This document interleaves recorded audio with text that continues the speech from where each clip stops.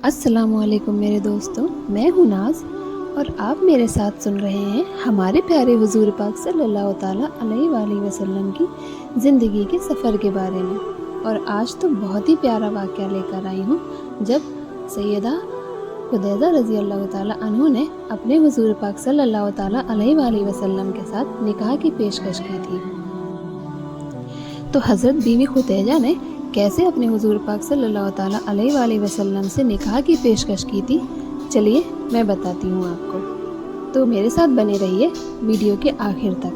اور اگر آپ کو میرے ویڈیو پسند آتے ہیں اور آپ میرے نبی کریم صلی اللہ تعالیٰ علیہ وآلہ وسلم کی زندگی کا پورا سفر جاننا چاہتے ہیں تو میرے شروع سے ویڈیو سنیں اور لائک اور شیئر اور کامنٹ بھی کریں اور میرے چینل کو سبسکرائب بھی کریں۔ تو چلیے شروع کرتے ہیں۔ جب ہمارے نبی نے کہا کہ ہم نے کسی بھی بت کو ہاتھ نہیں لگایا، تب وہ آدمی سن کر چونک اٹھا۔ شاید وہ گزشتہ آسمانی کتاب کا کوئی عالم تھا اور اس نے آپ کو پہچان لیا تھا، چنانچہ وہ بولا، آپ ٹھیک کہتے ہیں۔ اس کے بعد اس نے مصرع سے علیحدگی میں ملاقات کی، کہنے لگا، مصرع یہ نبی ہیں، قسم ہے اس ذات کی جس کے ہاتھ میں میری جان ہے، یہ وہی ہیں جن کا ذکر ہمارے راہب اپنی کتابوں میں پاتے تھے۔ مصرع نے اس کی اس بات کو ذہن و نشین کر لیا۔ راستے میں ایک اور واقعہ پیش آیا۔ سیدہ خدیجہ رضی اللہ تعالیٰ عنہ کے 2 اونٹ بہت زیادہ تھک گئے تھے اور چلنے کے قابل نہ رہے، ان کی وجہ سے مصرع قافلے کے پیچھے رہ گیا۔ نبی کریم صلی اللہ تعالیٰ علیہ وآلہ وسلم قافلے کے اگلے حصے میں تھے۔ مصرع ان اونٹوں کی وجہ سے پریشان ہوا تو دوڑتا ہوا اگلے حصے کی طرف آیا اور اپنی پریشانی کے بارے میں آپ کو بتایا۔ آپ اس کے ساتھ ان دونوں اونٹوں کے پاس تشریف لائے، ان کی کمر کو ہاتھ پھیرا، کچھ پڑھ کر دم کیا۔ آپ کا ایسا کرنا تھا کہ اونٹ اسی وقت ٹھیک ہو گئے اور اس قدر تیز چلے کہ قافلے کے اگلے حصے میں پہنچ گئے۔ اب وہ منہ سے آوازیں نکال رہے تھے اور چلنے میں جوش و خروش کا اظہار کر رہے تھے۔ پھر قافلے والوں نے اپنا سامان فروخت کیا۔ اس بار انہیں اتنا نفع ہوا کہ پہلے کبھی نہیں ہوا تھا۔ چنانچہ مصرع نے آپ سے کہا، اے محمد، ہم صالحہ سال سے سیدہ خدیجہ کے لیے تجارت کر رہے ہیں، مگر اتنا زبردست نفع ہمیں کبھی نہیں ہوا جتنا اس بار ہوا ہے۔ آخر قافلہ واپس مکہ کی طرف روانہ ہوا۔ مصرع نے اس دوران صاف طور پر یہ بات دیکھی کہ جب گرمی کا وقت ہوتا تھا اور نبی کریم صلی اللہ تعالیٰ علیہ وآلہ وسلم اپنے اونٹ پر ہوتے تھے تو 2 فرشتے دھوپ کے بچانے کے لیے آپ پر سایہ کیے رہتے تھے۔ ان تمام باتوں کی وجہ سے مصرع کے دل میں آپ کی محبت گھر کر گئی اور یوں لگنے لگا جیسے وہ آپ کا غلام ہو۔ آپ صلی اللہ تعالیٰ علیہ وآلہ وسلم دوپہر کے وقت مکہ میں داخل ہوئے۔ آپ باقی قافلے سے پہلے پہنچ گئے تھے۔ آپ سیدھے حضرت خدیجہ رضی اللہ تعالیٰ عنہ کے گھر پہنچے۔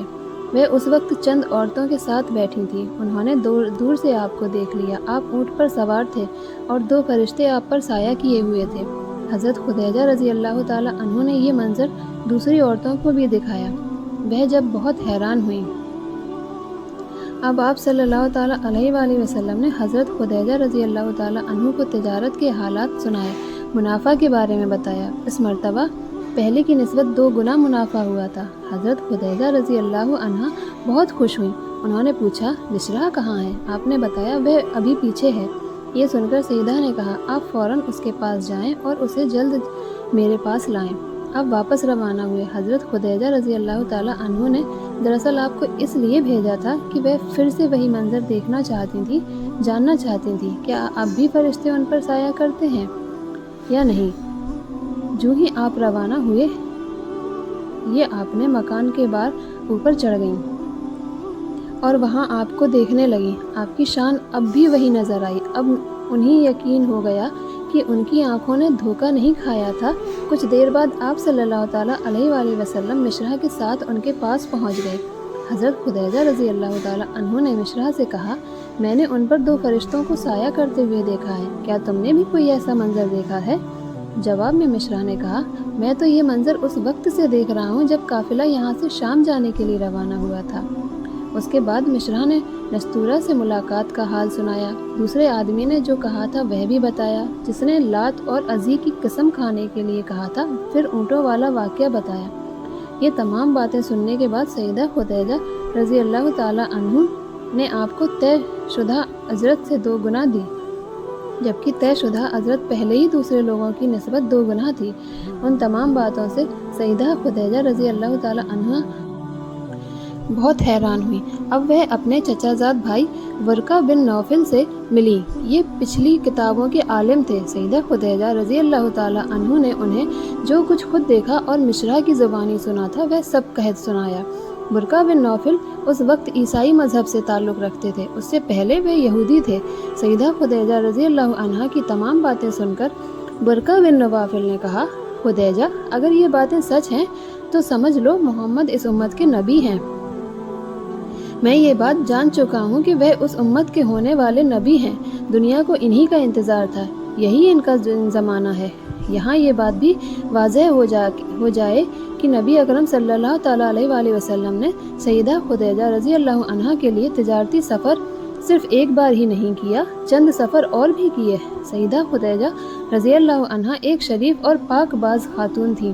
نسب کے اعتبار سے بھی قریش میں سب سے اعلیٰ تھیں۔ انہیں قریش کی سیدہ کہا جاتا تھا۔ قوم کے بہت سے لوگ ان سے نکاح خواہش مند تھے۔ کئی نوجوانوں کے پیغام ان تک پہنچ چکے تھے، لیکن انہوں نے کسی کے پیغام کو قبول نہیں کیا تھا۔ نبی اکرم صلی اللہ تعالیٰ علیہ وآلہ وسلم تجارت کے سفر سے واپس آئے تو آپ صلی اللہ تعالیٰ علیہ وآلہ وسلم کی خصوصیات دیکھ کر اور آپ کی باتیں سن کر وہ آپ صلی اللہ تعالیٰ علیہ وآلہ وسلم سے بہت زیادہ متاثر ہو چکی تھیں۔ لہٰذا انہوں نے ایک خاتون نفیسہ بنت منیحہ کو آپ کی خدمت میں بھیجا۔ انہوں نے آ کر آپ سے کہا کہ اگر کوئی دولت مند اور پاک باز خاتون خود آپ کو نکاح کی پیشکش کرے تو کیا آپ مان لیں گے؟ ان کی بات سن کر آپ نے فرمایا، وہ کون ہے؟ نفیسہ نے فوراً کہا، خدیجہ بنت خالد۔ آپ نے انہیں اجازت دی۔ نفیسہ بنت منیہ سیدہ خدیجہ رضی اللہ تعالیٰ عنہ کے پاس آئیں، انہیں ساری بات بتائی۔ سیدہ خدیجہ رضی اللہ تعالیٰ عنہ نے اپنے چاچا عمر بن اسد کو اطلاع کرائی تاکہ وہ آ کر نکاح کر دیں۔ سیدہ خدیجہ رضی اللہ تعالیٰ عنہ کی اس سے پہلے 2 مرتبہ شادی ہو چکی تھی۔ ان کا پہلا نکاح عتیق ابن مائد سے ہوا تھا، اس سے بیٹی ہندہ پیدا ہوئی تھی۔ عتیق کے فوت کے ہو جانے کے بعد سیدہ کا دوسرا نکاح ابو حالہ نامی شخص سے ہوا۔ ابو حالہ کی وفات کے بعد سیدہ خدیجہ رضی اللہ عنہ بیوگی کی زندگی گزار رہی تھیں کہ انہوں نے آپ صلی اللہ تعالیٰ علیہ وآلہ وسلم سے نکاح کا ارادہ کر لیا۔ اس وقت سیدہ کی عمر 40 سال کے لگ بھگ تھی۔ سیدہ خدیجہ رضی اللہ عنہ کے چچا عمر بن اسد وہاں پہنچ گئے۔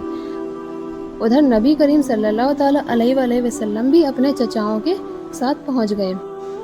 نکاح کس نے پڑھایا؟ اس بارے میں 2 روایت مختلف ہیں۔ ایک روایت یہ ہے کہ نکاح چچا ابو طالب نے پڑھایا تھا۔ مہر کی رقم کے بارے میں بھی 2 روایت ہیں۔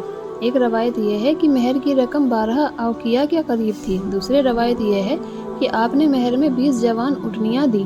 نکاح کے بعد نبی کریم صلی اللہ تعالیٰ علیہ وآلہ وسلم نے ولیمے کی دعوت کھلائی اور اس دعوت میں آپ نے 1 یا 2 اونٹ ذبح کیے۔ تو یہ تھی میرے نبی کریم صلی اللہ تعالیٰ علیہ وآلہ وسلم اور حضرت بی بی خدیجہ کی نکاح کی پیشکش کرنے کا واقعہ۔ اور اس سے آگے کیا ہوا ہمارے حضور پاک صلی اللہ تعالیٰ علیہ وآلہ وسلم کی زندگی میں، وہ میں آپ کو نیکسٹ ویڈیو میں بتاؤں گی۔ تو میرے ساتھ بنے رہیے، میرے ویڈیو کو خوب لائک کیجیے، شیئر کیجیے اور میرے چینل کو سبسکرائب کریے۔ تو چلیے ملتی ہوں نیکسٹ ویڈیو میں۔ اللہ حافظ۔